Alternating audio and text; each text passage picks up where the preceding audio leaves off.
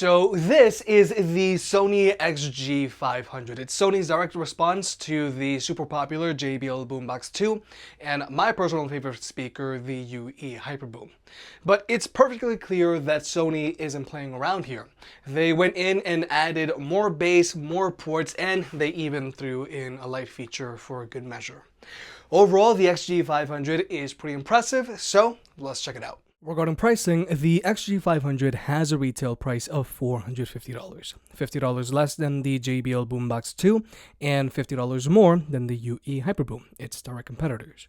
Now, if you want to watch that versus video, you can click or tap in the top right or check out the description below. Nonetheless, I do think the XG500 is fairly priced, but if it does go on sale, I would jump on it. But regardless, if you want to pick the speaker up, it'll be linked down below. Now, first let's talk about the design of this speaker. Now, yes, the XG500 has a stark resemblance to the Boombox 2. However, it is a little larger, but I don't think it's a big deal. Now, weight-wise, the XG500 clocks in at 12.3 pounds, and for comparison's sake, the Boombox 2 clocks in at 13 pounds. And just like the Boombox 2, the XG500 has a built-in carrying handle so that you can take it on the go with you, and it also has a mostly fabric-wrapped body so that it can stand up to constant bumps and scrapes without any problems. And what portable Bluetooth speaker would be complete these days without an IP66 rating, meaning that the speaker is dust-proof and water resistant. Meaning that if you take the speaker to the beach, sand isn't going to be an issue, and if it starts raining during your party, a little water isn't going to be a problem. However, something that really sets the XG500 apart from the Boombox 2 is its built-in light feature that illuminates its dual passive radiators. Now, from Sony's app, you have a few different lighting modes to choose from. The main ones here are Delightful, Rave, Chill, and Strobe. And from Sony's Fiestable app, you can customize the color of your light feature. Now, personally, I think it's cool and all that Sony managed to throw in a light feature, but personally for me, I don't see myself using this light feature on a regular basis because it's not very visible and I would much rather extend the battery life of this speaker. But if you want that light feature, it's always there. But now let's talk about battery life. The XG500 has an advertised battery life of 30 hours, but that's with the speaker playing a little below 50% volume, but with its mega bass feature turned on, which is a key distinction here, and it's a good thing, but with its light feature turned off. Overall, Sony is trying to outspec both the Boombox 2 and Hyperboom here, which both have an advertised battery life of 24 hours under similar conditions. Now, real dual use with the speaker playing at 80% volume, with its mega bass feature turned on, and with its light feature turned on, I'm getting a very healthy 8 hours of playback time before the speaker starts saying, please charge. But also keep in mind, if you were to use this speaker at a higher volume, then its battery life is going to drain faster. But the thing about the speaker is that you can really play around with it to extend your battery life even more. For starters, you can turn off the light feature on this speaker to extend your battery life, and you can also turn off the mega bass feature on this speaker, which severely reduces its bass so that you can extend its battery life even more. Now, if you're listening to music, then you definitely want to have the mega bass feature turned on, but if you're listening to a podcast, then you might want to turn off mega bass so that people sound more natural. But also, this speaker has a stamina mode which you can quickly activate by pressing and holding the mega bass button, and it will quickly turn off the mega bass feature and light feature on this speaker with the press of just one button. But a really neat feature about the XG500 is that it has a battery care function where it won't charge its battery past 90%. Now, yeah, you're going to have to make a sacrifice here when it comes to overall battery life, but the hope here is that this will extend the life of your battery. Now, when it comes to actually charging the speaker, it charges via an AC port, which is to be expected from a speaker of this size. But Sony also advertises that you'll get 3 hours of playback time if you charge the speaker up for 10 minutes from a dead battery. But now let's talk about ports, because this is really a standout feature for the XG500. Most notably, the XG500 has a 1/4-inch mic/guitar input, so you can either plug in your guitar and jam out, or you can plug in a microphone and use it for karaoke, and I wouldn't be surprised if some people used it to either host small events or maybe even protesting.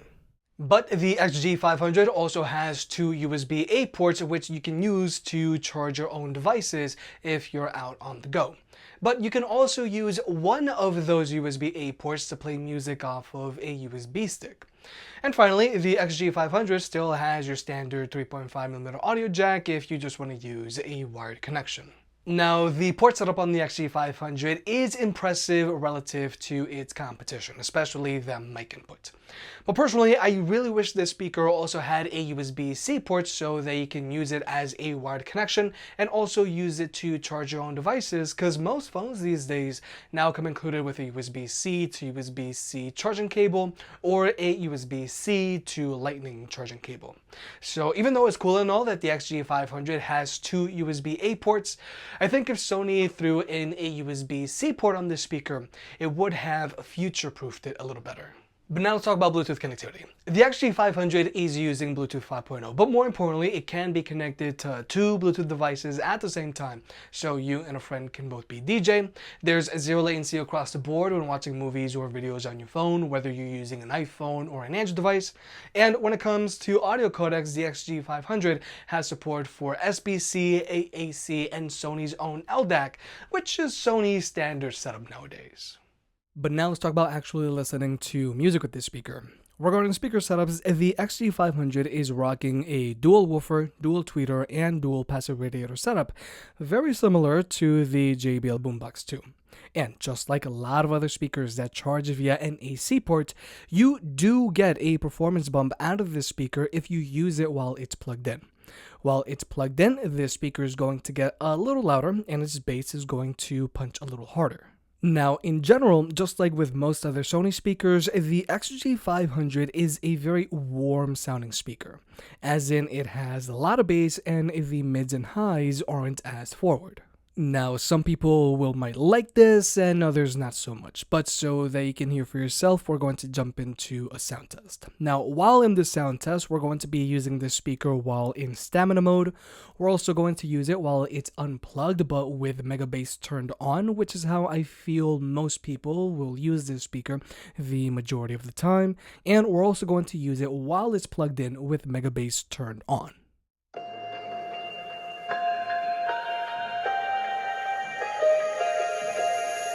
I don't know if I'm changing over. In the moonlight I can't kill this feeling sober, so it starts to come alive. I don't know what starts to control me. I'm letting go another soul that's underneath. I don't really care about this all.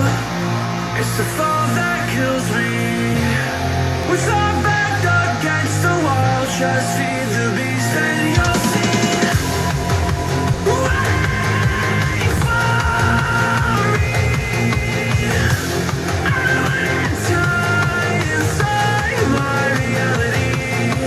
Wait for me. And when you're mine to remember me.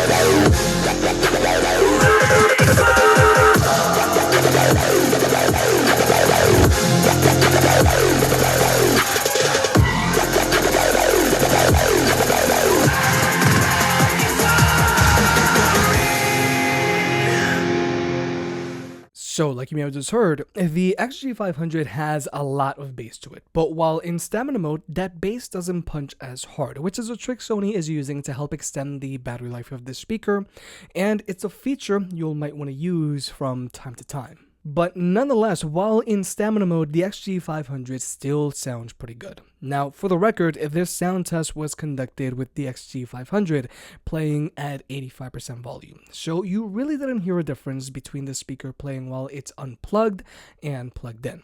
But you do hear and feel a difference when the speaker is playing at max volume when it's either plugged in or unplugged.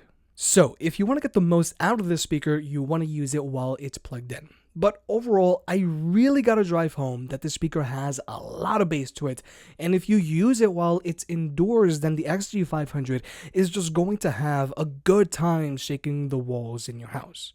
But when it comes to instrument separation and soundstage, I do gotta say that the XG500 can sound a little shallow cause the mids and highs are pushed down a bit.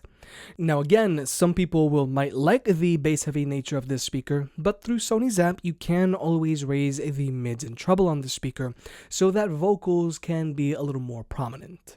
But overall, I can't help but feel that I wish the speaker sounded a little more open, cause even though this speaker has a lot of bass and it's a lot of fun, the mids and highs can be a little harder to pick out when compared to the XG500's direct competitors. Nonetheless, I enjoy how this speaker sounds and it definitely delivers, but I would mainly recommend this speaker to someone who really likes bass. But now let's talk about pairing this speaker up with other speakers. The Sony XG500 has support for Sony's new Party Connect, meaning that you can only pair it up to other Sony speakers that are using Party Connect, like either another XG500 or an XB43, XB33, or XB23. But you can also pair it up to Sony's larger box speakers, like either an XP500 or XP700. However, just keep in mind, you can't pair any of Sony's newer speakers that are using Party Connect to any of Sony's older speakers that are using wireless party chain, like either a Sony XB41, XB32, XB22, XB31, XB21, and the list just goes on. Now, overall, Sony's speaker pairing protocol gets the job done, but it's not as fast or as easy to use as JBL's Party Boost or UE's Party Up. Sometimes your speakers take forever to pair up, sometimes not all of your speakers get paired, or sometimes your speakers get disconnected from your phone. So overall, Sony's Party Connect gets the job done, but sometimes you might have to try it a few times. But with all that being said, it's clear that Sony grabbed a JBL Boombox 2 and said, how can we do this, but better? And in some respects, Sony really outperforms the JBL Boombox 2 here. Sound quality wise, the Sony XG500 has a ton of bass to it. And for comparison's sake, the Boombox 2 is a much brighter sounding speaker. But also, the XG500 really differentiates itself from the Boombox 2 by having that mic and guitar input. And then there's the light feature, which I feel Sony threw in for good measure. But like I mentioned earlier, if you were to use this speaker with its light feature turned off, you can get more battery life out of it. But in general, this speaker has an impressive real-world battery life even while its mega bass feature and light feature is turned on. And you can always extend that battery life even more if you were to switch the speaker over to stamina mode. Overall, I think the Sony XG500 is a solid pickup if you're looking for a large portable Bluetooth speaker to take on the go with you from time to time. But like I mentioned earlier, I would mainly recommend this speaker to someone who really likes bass. If you made it this far, I guess you enjoyed the video, so hit that like button and get subscribed. It helps out more than you realize. If you want to pick any of the products up mentioned in this video, those will be linked in the description down below, and you can also support the channel by checking out the merch store. But other than that, I'll catch you next time.